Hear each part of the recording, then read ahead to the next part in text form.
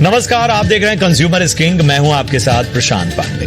देश भर में साइबर ठग लगातार लोगों को अपना निशाना बना रहे हैं और अब सरकार के ताजा आंकड़े इस खतरे की गंभीर तस्वीर पेश कर रहे हैं। जी हां, पिछले 4.5 साल में साइबर ठगों ने जमकर करोड़ों रुपए लूटे।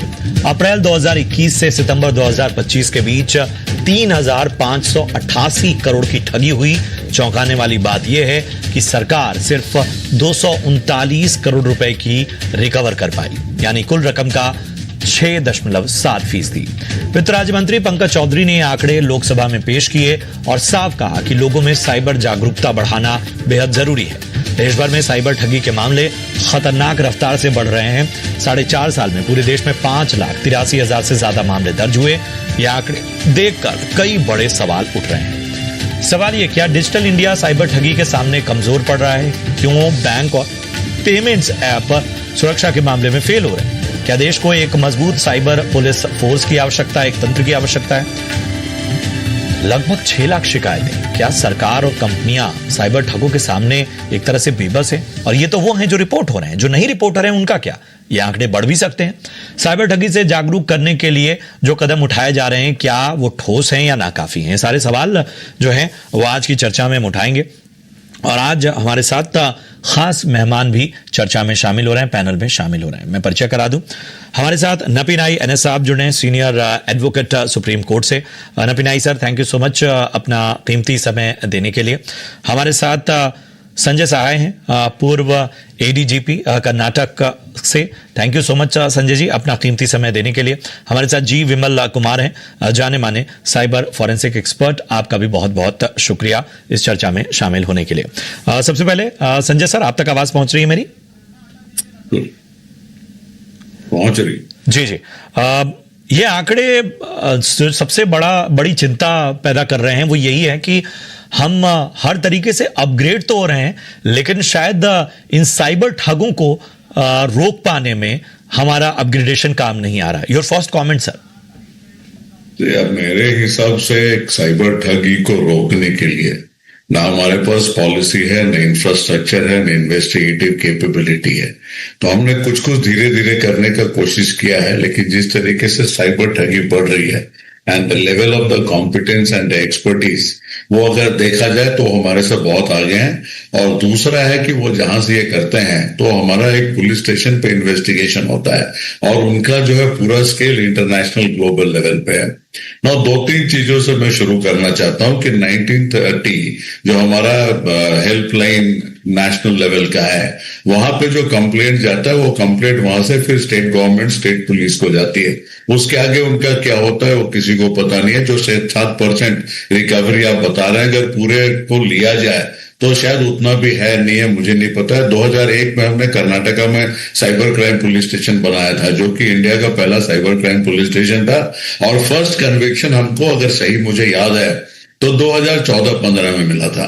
तो 12-13 साल के बाद हमें पहला कन्विक्शन मिला। अभी भी साइबर रिलेटेड केसेस में जो हमें कन्विक्शन मिलता है वो ज्यादातर IPC related, BNS related sections में मिलता है। 2 चीजें जो बहुत ही महत्वपूर्ण है वो है कि आज 24 लाख म्यूल अकाउंट्स हैं। 24 लाख म्यूल अकाउंट्स कैसे चल रहे हैं in a banking system which is completely controlled, which is completely monitored, and it is primarily held by huge banks who have all the capability. तो ये म्यूल अकाउंट्स बनना एक अपने आप में ही अजूबा है, वो भी 24 लाख, 1-2 नहीं। और उसके बाद जो है, जो म्यूल अकाउंट्स हैं वो जैसे ऑपरेट कर रहा है, ऐसा लगता है कि उनके ऊपर कोई बैंकिंग प्रणाली है ही नहीं। ये पॉइंट नंबर 2, जो हमारे सिम कार्ड्स हैं, सिम कार्ड्स आज भी जिस तरीके से वो आ रहे हैं, हर एक केस में मिल जाता है, कहीं 2,000-4,000 आपको जो सिम कार्ड्स ऐसे मिलते हैं which should not have been there. तो जो बाकी कुछ हो रहा है उसके अलावा हमारा complete lack of control on the banking industry and the telecom industry is what I will start with. बिल्कुल, और ये अपने आप में वैलिड रिमार्क्स हैं। और सबसे अच्छी चीज है कि मतलब स्ट्रेट आपने, मतलब कोई लाग लपेट नहीं रखा। आपने बताया कि किस तरह से हमारा जो पूरा इंफ्रा है, जो जिस तरह से हमारा तंत्र है वो विफल हो रहा है। नपीनाई मैम, हमें जरा बताइए कि इस तरह के जो मामले हैं मतलब जो नंबर्स हैं वो नंबर्स हैं जो रिपोर्ट हुए हैं, लेकिन बहुत सारे ऐसे मामले हैं जो रिपोर्ट नहीं होते हैं, और इन सब के बीच में सवाल उठता है कि फिर आम लोगों के पास या जो लोग भी पीड़ित हैं, फिर उनके पास क्या वो लीगल कैसे डिवाइसेस हैं, लीगल उनके पास टूल्स हैं जिसके जरिए वो अपनी लड़ाई को आगे बढ़ा सकते हैं। जरूर, दो चीज है। अभी हम लोग जब ऐसे वाला स्कैम्स के बारे में बात कर रहे हैं, एक चीज जो है जो प्रिवेंटिव और प्रोटेक्टिव मेजर्स बोल रहे हैं, उसमें तो सहाय जी ने थोड़ा कुछ तो जानकारी दे चुके हैं। उसमें दो चीज मैं ऐड करना चाहती हूँ।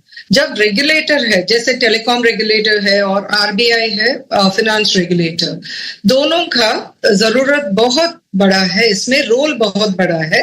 दोनों को और एफर्ट्स लेना जरूरी है प्रिवेंटिव और प्रोटेक्टिव मेजर्स को ज्यादा स्ट्रेंथन करने के लिए।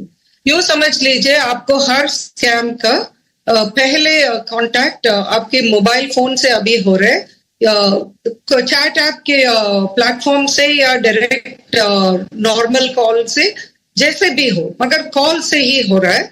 तो इसलिए पहले टेलीकॉम इंडस्ट्री का रोल बड़ा बनता है।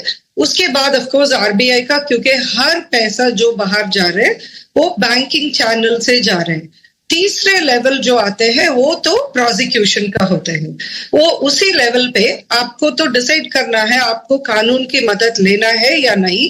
उसी में ज्यादातर लोग पहले इसके वजह से कानून की मदद नहीं लेते, क्योंकि उनको लगता है कि उन्होंने कुछ गलती किया, मतलब विक्टिम को लगता है उन्होंने गलती की और उनको शर्म लगता है।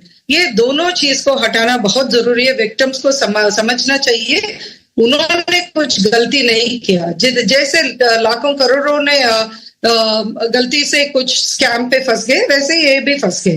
तो उनको आगे आना बहुत जरूरी है। जब तक वो कानून का मदद नहीं लेंगे, फिर कानून उनके लिए काम नहीं करेगा। इसीलिए कानून का मदद लेना बहुत जरूरी है। आपने बिल्कुल सही बोला सर, आपके ओपनिंग स्टेटमेंट में, कि ये जो नंबर्स आपको पता चल रहा है, ये तो सिर्फ जो कंप्लेंट छापा है उसके बारे में। बहुत सारे लोग तो कंप्लेंट नहीं डालते हैं, जिसके वजह से हमको स्टैटिस्टिक्स भी क्लियरली नहीं मिलता कितना स्कैम्स एक्चुअली हो रहे हैं। और स्कैम्स तो बहुत ही आसानी पैसा कमाने का तरीका बन गया। हम सबको इकट्ठा होकर इसको फाइट करना बहुत जरूरी है। तो हर व्यक्ति जब एक कदम उठाते हैं, एक तो हमको अपने आप को संभाल कर रखने के लिए और दूसरा बाकी लोगों को भी संभाल कर रखने के लिए। इसीलिए मेरे नॉन प्रॉफिट को भी मैंने साइबर साथी नाम दिए थे। हम सबको एक दूसरे का साथी बनना बहुत जरूरी है।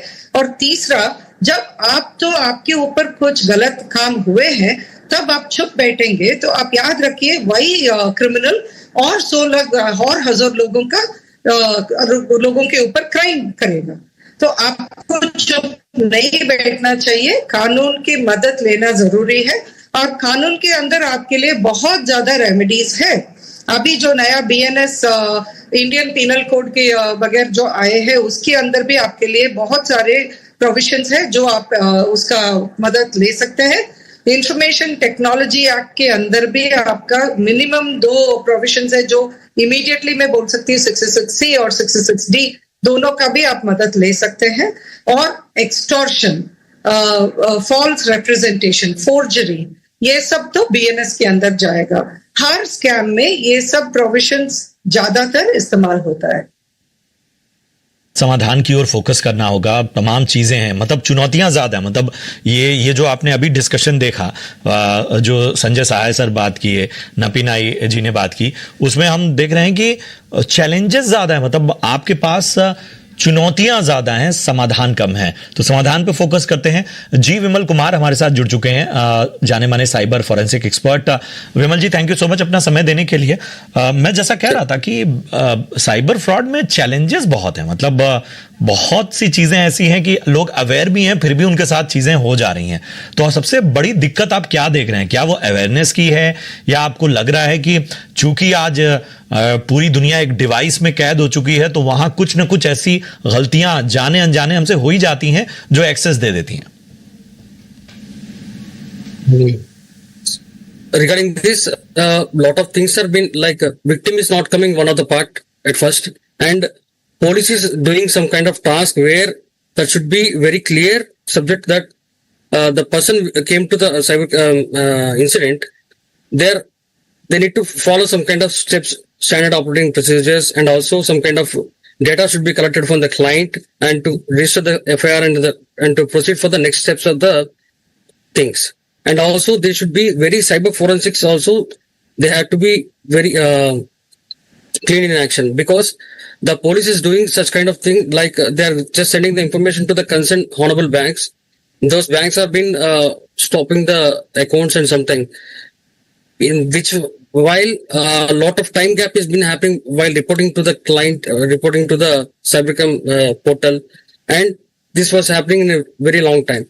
And this one cyber forensics has to be. आपको रोक रहा हूं चूंकि ये शो पूरा हिंदी दर्शकों के लिए है, तो अगर आप हिंदी में जानकारी दे पाएं तो ज्यादा बेहतर होगा। कहता हूँ कि मैं क्या बोलना चाहता हूँ कि कोई इंसिडेंट रहा, कोई आया तो आप तुरंत आप इमीडिएटली, ऐसा होता है कि गोल्डन आवर होता है, जैसा कि 30 मिनट्स और within 2 hours of time period if you go and complain to the 1930 port. Download Groww, यह है इंडिया का नंबर 1 स्टॉक ब्रोकर। यहाँ आपको मिलेगा free demat account, 0 annual maintenance fee और करोड़ों इन्वेस्टर्स का भरोसा। Download Groww and start investing. Investment in securities market are subject to market risk. Read all the related documents carefully before investing. सब कुछ freeze होने का ज्यादा मामला होता है। अगर within the 2 hours if that happened, the account has been transferred from one channel to another channel. Mean within 2 to 3 hours of time period, the entire amount which was scammed by any kind of victim, that was going to the cryptocurrency within 2 hours of time period.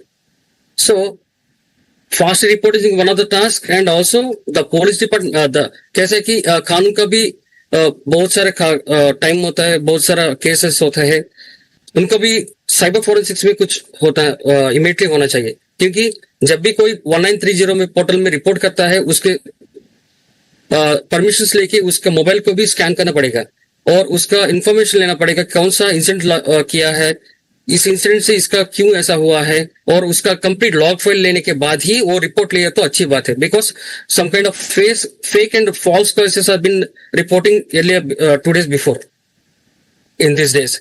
Bye this कानून का गलत इस्तेमाल भी हो रहा है। इसके वजह से lot of things are not been happening very fastly as per we are able to see the things. And जो कभी विक्टिम होता है उसको भी फास्टली इंफॉर्मेशन देना पड़ेगा इन फॉर्म ऑफ। बिल्कुल सही कहा आपने। और शायद इन सारे पहलुओं को एक तरह से न केवल अवेयरनेस के लेवल पे बल्कि आपको कहीं ना कहीं एक प्रैक्टिस लेवल पे भी सामने लाना होगा। और शायद जहां पर आपको राज्यवार हो, चाहे वो इलाके विशेष की बात हो जाए, आपको हर फ्रॉड के नेचर को समझते हुए उस हिसाब से लोगों के बीच कहीं ना कहीं जागरूकता फैलानी होगी। विमल ji, thank you so much अपना कीमती समय देने के लिए और अपनी राय रखने के लिए। आई नो आपकी कुछ कमिटमेंट है, लेकिन फिर भी आपने इतने शॉर्ट नोटिस पे अपना समय दिया, उसका बहुत बहुत धन्यवाद। संजय सर, मैं आपके पास आना चाहूंगा। और जो नपीनाई मैम कह रही थी कि 2 चीजें हैं। एक तो सबसे बड़ी समस्या यह है कि जब फ्रॉड हो जाता है तो बड़ा थकाऊ प्रोसेस है, मतलब और तमाम चीजें लोगों को पता भी नहीं होती हैं। एक लेमैन को कई बार ऐसा होता है कि अरे भाई, अगर बैंक फ्रॉड हुआ है तो चलें बैंक में शिकायत कर दें, अगर किसी और तरह का फ्रॉड हुआ है तो संबंधित जो संस्थान है, इंस्टीट्यूट है, वहां तक पहुंचे, लेकिन उसके बावजूद जो है वो रिकवरी नहीं हो पाती है। आपको क्या लगता है, रिकमेंडेशंस क्या हैं आपकी जो कहीं ना कहीं नीड ऑफ द आवर हैं, जो आपको इस वक्त नजर आती हैं?